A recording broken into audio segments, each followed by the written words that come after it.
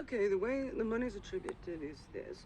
So in America, what they do is they buy a certain number of things for your company after they get the job. So say you're a Halloweener, like this is important. Say you're a Halloweener, what they've done is bought all your costumes for your Halloween. You get to qualify up to them.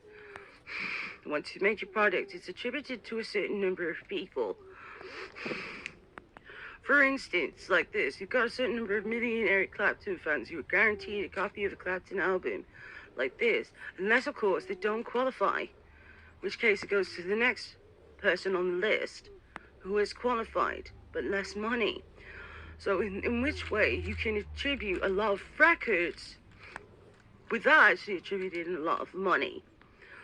It's important about Halloween. Now, Halloween intake, the employees, is a lot. And a certain number of them are guaranteed to be killers. Not just killers, but appalling.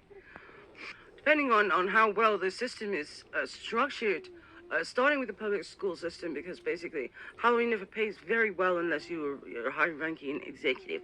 Halloween doesn't pay very well. People don't thank you for Halloween unless they survive. Now, you know, because I've been mentioning about this at length, that American tax doesn't come into English money.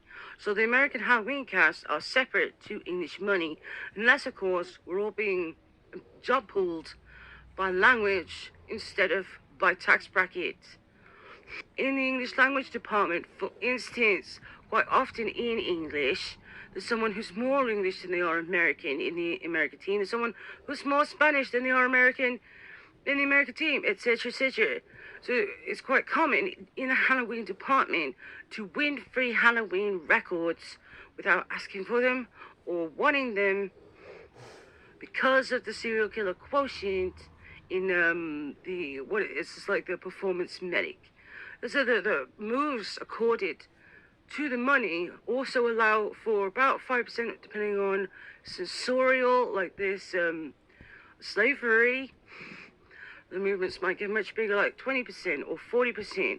In some cases, in the west coast of America, during jihad, up to 100%. You're pretending to stab someone movement, for instance, quite common, right? Or you weren't pretending, but you had a real knife, which was the instance between Nev Campbell and Skeet Ulrich. Okay? That's the problem with Halloween. Which wasn't anticipated.